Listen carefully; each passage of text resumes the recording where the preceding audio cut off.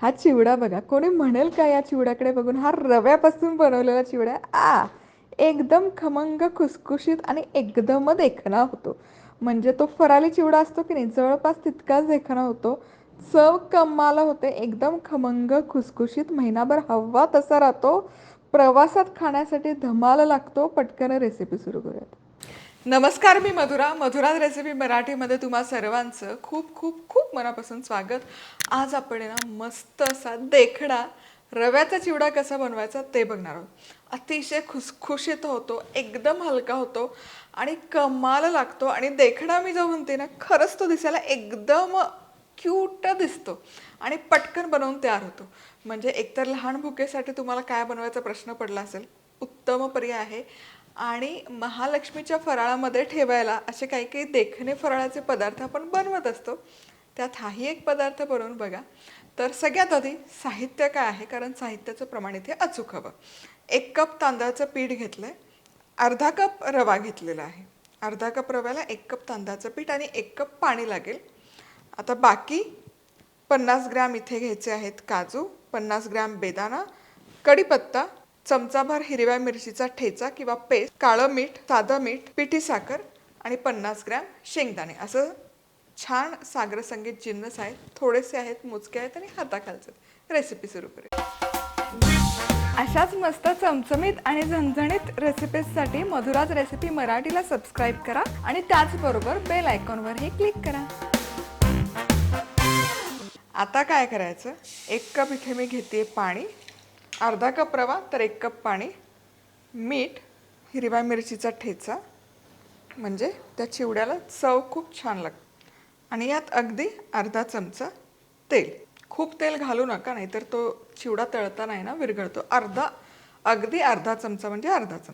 आता हे पाणी उकळलं की यामध्ये रवा घालायचा, बारीक रवा. आणि या रव्याच्या अजिबात गुठळ्या करायचा नाही. गॅस मंद आचेवर करून घ्यायचा आणि रवा यामध्ये मिसळून घेऊयात. रवा छान असा शिजला पाहिजे. आता तुम्ही इथे बघू शकाल, रवा आहे ना मस्त असा एकसंध झालेला आहे. घट्टसर याचा गोळा तयार आहे. आता गॅस बंद करूयात आणि 5 मिनिट आपण हा रवा फक्त हलकासा थंड करू. तर रवा हलकासा थंड झाला, एकतर तुम्ही डिशमध्ये काढून मळून घेऊ शकता. पण मी ही प्रोसेस पॅनमध्येच करते, म्हणजे 17 भांडी पडत नाहीत.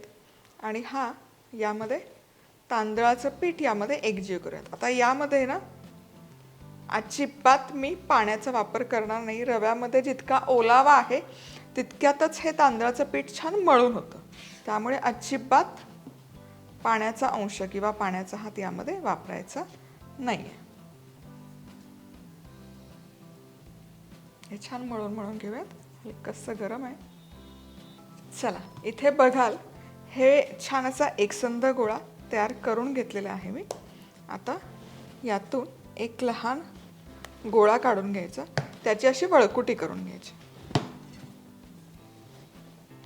आणि पुढे काय करायचं आहे आपल्याला, इथे ना माझ्याकडे हा सोऱ्या आहे ज्यामध्ये आपण चकली शेव बनवतो. तर इथे मध्यम आकाराच्या शेवची प्लेट मी इथे लावून घेतली आहे. तर यामध्ये हे घालूयात, झाकण लावायचं. चला, आता शेव पाडतो तशी शेव पाडून घ्यायची. तेल आधी मोठ्या आचेवर 3 ते 4 मिनिटं तापवून घ्यायचं. तेल छान तापलं की गॅस बारीक करायचा, मंद आचेवर ठेवायचा आणि मग शेव टाकायची. गरम कडकडीत तेलात ही शेव नाही घालायची, नाहीतर काय होतं, त्याला रंग येतो बाहेरनं, पण आत ती कच्ची राहते.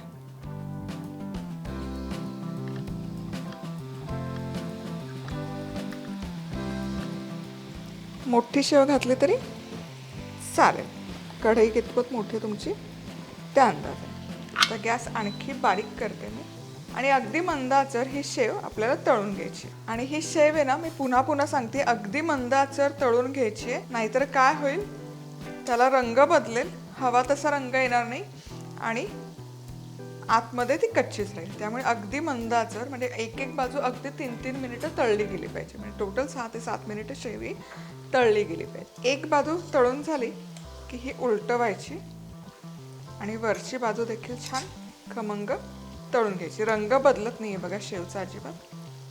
चला आता ही छान तळली गेली आहे, कुरकुरीत तर झाली आहे मस्त. पूर्ण तेल आहे ना यातलं.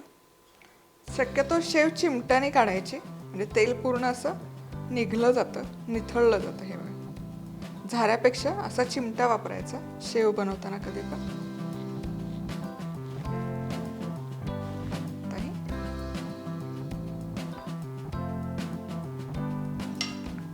आता याच पद्धतीने आपण पुढची बॅच पण काढूयात आणि सगळी शेव तयार करून घ्यायची.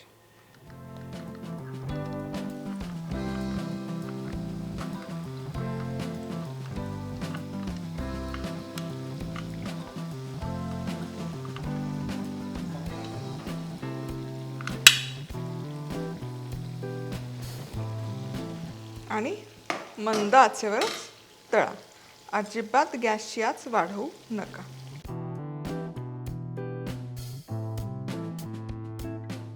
बघा, रव्याची शेव छानपैकी तळून झालेली आहे आपली. आता काय करूयात ना, चिवडा करायचा की नाही, मग ही अशी फोडून घ्यायची.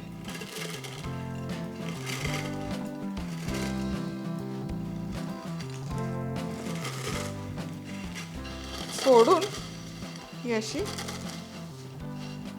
मोकळी करायची. लांब लांबच राहिली पाहिजे, भुगा नाही करायचा आपल्याला. काय सुंदर दिसतंय, एकदम देखणं दिसतंय की नाही. आता याला आणखी आपण देखणं करूयात. तेल तर तापलेलं आहेच, यामध्ये शेंगदाणे घालूयात आणि छान तळून घ्यायचे शेंगदाणे. शेंगदाणे मस्त खमंग खरपूस तळले गेलेले आहेत. कमाल दिसत आहेत, कमाल. शेंगदाणे खमंग असे तळून झालेले आहेत. तेल निथळायचं. हे असे उकळले गेले ना, याचा अर्थ ते छान तळले गेले. चिवड्यावर घालूयात. बघा काय दिसतंय सुरेख. तुम्हाला म्हणलं की नाही, हा चिवडा एकदम देखणा होतो दिसेल. आता याच कढईत काजू घालूयात.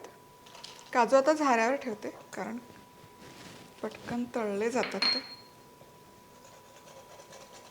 काजूला पण छान असा खरपूस रंग आलेला आहे. हे देखील घालूयात या चिवड्यावर. आता यामध्ये बेदाणे फक्त असे फुलवून घेऊयात. बेदाणे बघा छान टम्म फुललेत.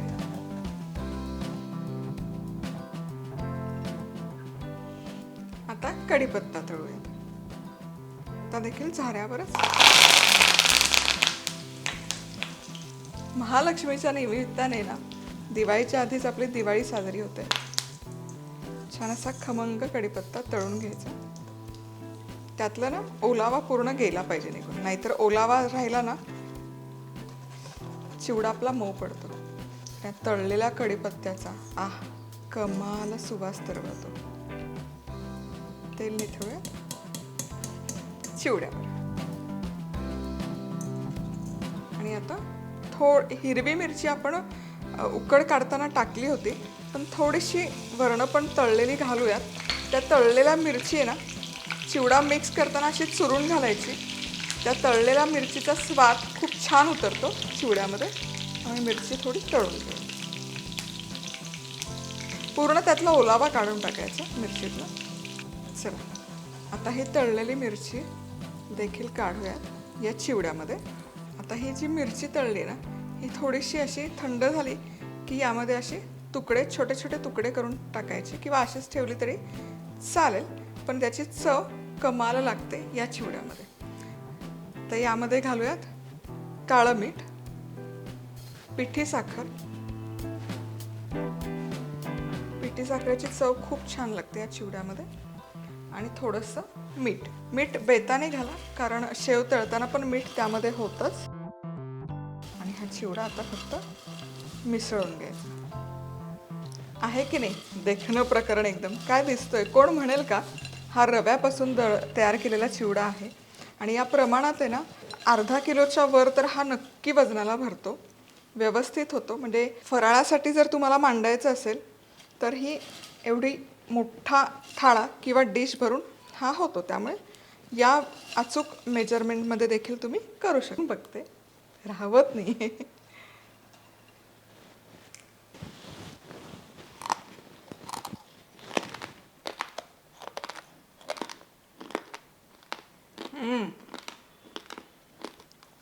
मस्त कुरकुरीत बनतो हा चिवडा आणि एकदम हलका होतो.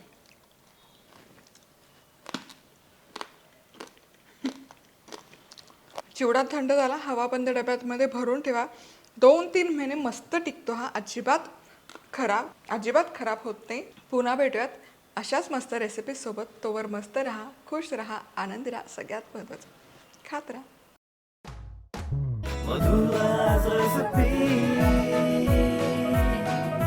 मधुराज रेसिपी, महाराष्ट्राची अस्सल चव.